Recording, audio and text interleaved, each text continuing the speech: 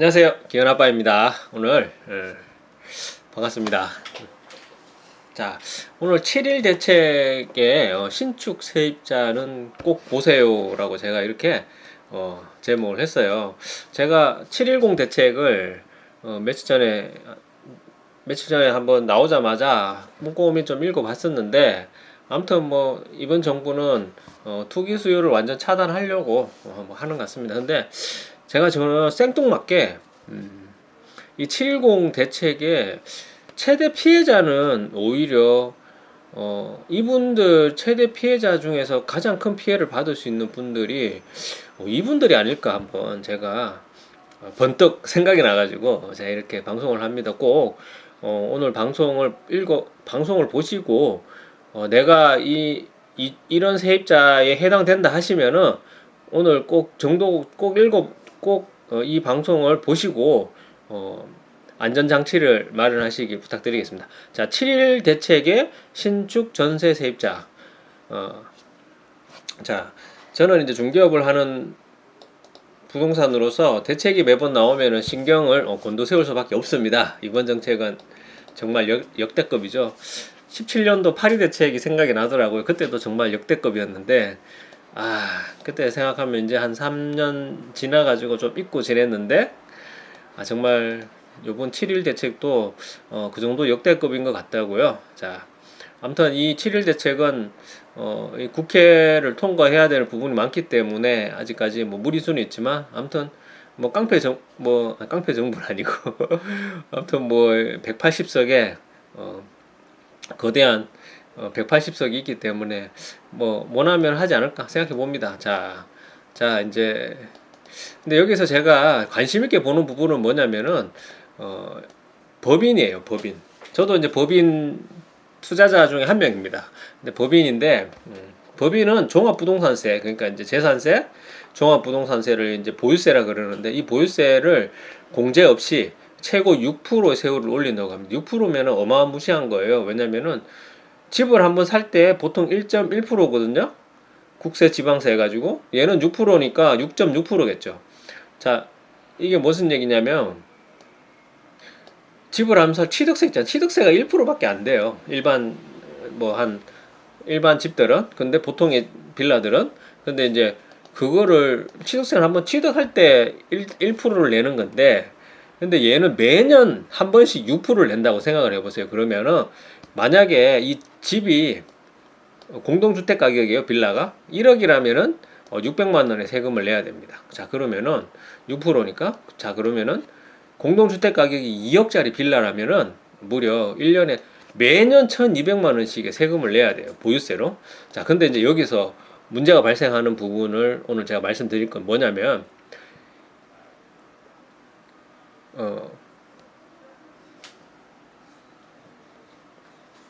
신축 빌라는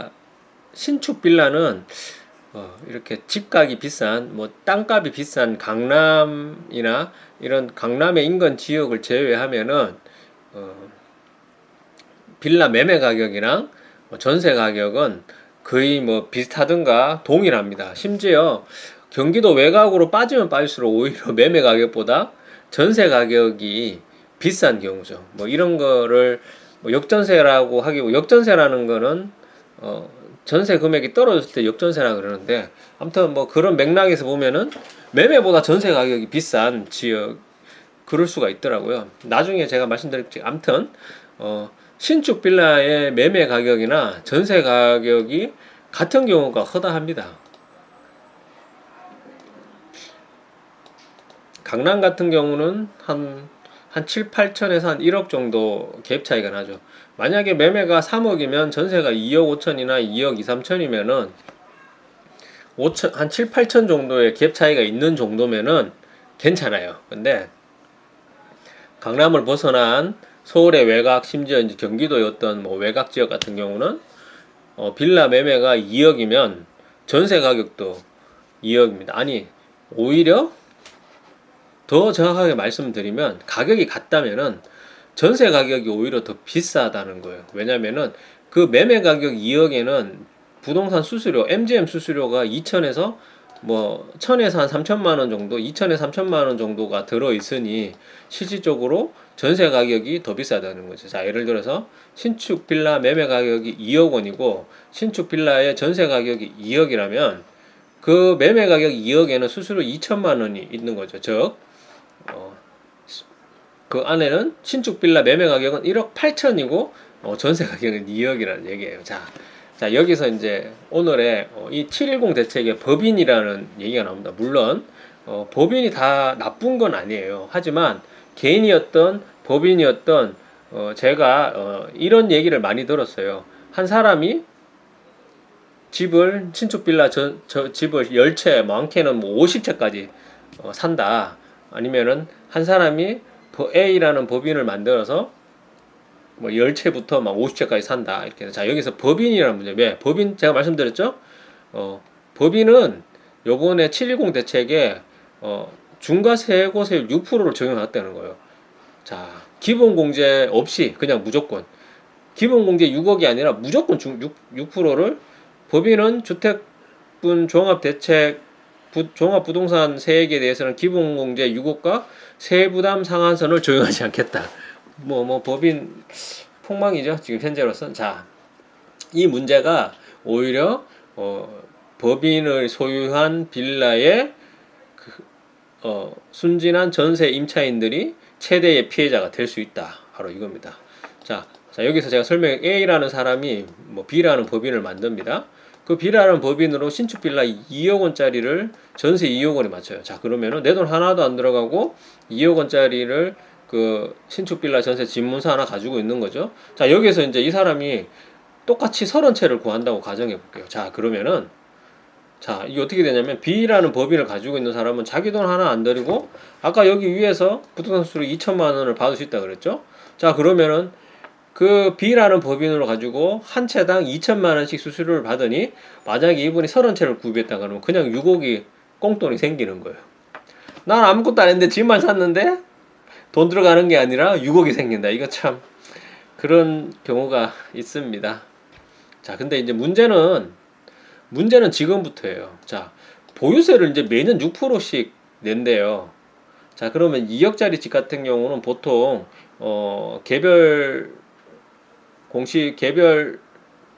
주택 가격 이런 주택 공시지가가 공동주택 가격이 2억이면 한 1억 정도 할 거예요. 자, 그러면 1억 원의 주택을 30채를 가지고 있으니까 1억 원이 아까 6%라고 그랬죠? 그러면은 얼마야? 30채를 가지고 있다면 매년 1억 8천을 내야 되는데 B라는 법인을 가지고 있는 사람이 1억 8천을 낼까요? 어차피 내 돈 하나 안 들어간 그 집을 산 사람이 과연 710 대책에서 이게 현실화 된다면 매년 1억 8천을 낼 수 있다고 생각을 하세요? 현금 6억 가지고 이 사람들이 좋은 거 먹고 뭐 놀러 다니고 좋은 차 타고 다니고 돈 다 썼을 수도 있을 건데 과연 매년 1억 8천을 낼 수 있을까요? 자, 이렇게 되면은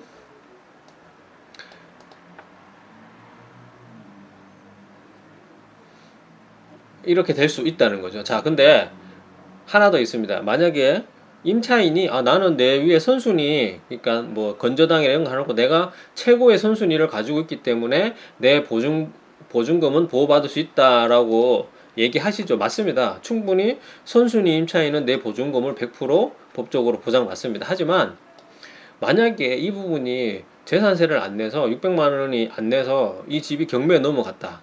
그러면은 선순위 보증금이기 때문에 보장받는 건 맞지만 애초에 이 빌라는 매매 가격이랑 전세 가격이랑 시세가 똑같다는 거예요. 자, 그러면은 내가 2억이란 전세에 살고 있지만 감정평가 2억을 받아서 가격이 매년 떨어질 거 아니에요. 매번 떨어지면은 그 사람 누가 낙찰을 받겠어요? 영혼이라고 해서 낙찰을 못 받는 거예요. 그러면은 계속 압류는 걸려 있고 실질적으로 내가 이사를 나가고 싶어도 못 나가는 거예요. 돈 줄 사람이 없으니까. 그리고 내 집에 등기부 등본에 압류가 결정돼 있으면 누가 전세 들어오겠냐 이거죠. 그러니까 결국은 그 살고 있는 사람이 임대인이 싸질러 놓은 똥을 임차인이 치워야 될 수도 있습니다. 왜? 내가 이사 나가려고 그러면은 내가 그 융자를 그 압류 걸려 있는 그 금액을 내가 대납을 하든가 아니면은 심지어 거기에 있는 그 빌라를 내가 사가지고 사야 될 수도 있어요. 근데 여기서 문제는 뭐냐면 신축 빌라 가격이 오를까요? 서울 외곽 특히 뭐 경기도 뭐 이런 데가 신축 빌라는 어차피 구축 빌라보다는 비싸게 책정이 되죠. 새 집이니까. 그러니까 시세 상승은 어렵다. 쉽지 않다. 이렇게 보시면 됩니다. 그래서 자, 내가 신축 빌라에 살고 있는데 그 주위에 매매 시세랑 별반 차이 없는 지역에 살면서 내 집 주인이 첫 번째는 법인이라든가 개인도 마찬가지. 개인도 딱 보니까 이 사람 뭐 아무것도 모르는데 집은 몇 채 좀 가지고 있는 것 같아. 막 이런 사람들한테는 재산세, 보유세 부담이 있기 때문에 이 집을 어, 이 집을 그냥 돈 하나도 자기 돈 들여가 산 게 없잖아요. 오히려 자기가 그 명의만 자기 이름을 바꿨는데 돈을 오히려 1,000만 원, 2,000만 원 받은 경우이기 때문에 자기 애사심이 있겠어요? 자기 집이라는 게 있을까요? 그렇기 때문에 던질 경우가 많습니다. 자, 오늘 여기서 제가 해답을 말씀드릴게요. 할 수 있는 방법은 딱 하나예요. 바로 전세 보증보험에 들면 됩니다. 전세 보증보험은 한 1.5%에서 한 2% 정도면 전세 가격에. 근데 이제 만약에 그 임대인이 자기가 좀 양심 있는 사람들은 우선 전세 보증보험을 들어주시는 분들도 계시더라고요. 자기가 한 2천만 원의 중개 수수료를 받고 했기 때문에 그 돈에서 일부를 한 100만 원 정도를 떼어가지고 전세 보증보험 들어주신 분도 있더라고요. 근데 뭐 그런 것들을 뭐 몇 건이 있겠어요. 대부분 그냥 뭐 거저먹은 사람들이니까 아예 뭐 그런 것도 없겠죠. 그래서 법적으로 보장한 제가 보기에는 정말 조심해야 될 부분이에요. 제가 만약에 그런 입장이라 그러면 나는 벌써 한 채당 2천만 원씩 꿀꺽 했는데 돈을 다 썼는데 710 대책에 이제 보유세 6%를 600만 원을 내라 그러면 못 내줘. 돈이 없는데 집을 그냥 날려야지. 경매로 날려야지. 자, 근데 여기서 보증보험을 드는 겁니다. 보증보험을 들면 보증보험 회사에서 이제 만기돼서 임차인이 돈 내주고 보증보험이 이제 집주인을 하는 거죠. 그렇기 때문에 지금 당장 내 전세 보증금을 내 피 같은 전세 보증금을 지키시려면 보증보험 꼭 드세요. 무조건 드셔야 돼요. 들 수 있는 조건이 되도록. 그러니까 만약에 지금 현재는 등기가 깨끗한데 나중에 보증보험 들라 그랬는데 밑에 압류 같은 게 있거나 다른 후순위가 뭐가 있다 그러면 보증보험 안 들어줄 거예요. 그래서 지금 들어가신 지 얼마 안 됐다든가 뭐 신축에 살고 있는데 매매 가격이나 신축 가격이 얼마 차이 안 나. 이런 분들은 꼭 보증보험 드셔서 자기 전세 보증금, 피 같은 전세 보증보험을 꼭 지키시기를 부탁드리겠습니다. 감사합니다. 여기까지 내 꿈을 이루는 기현아빠였습니다.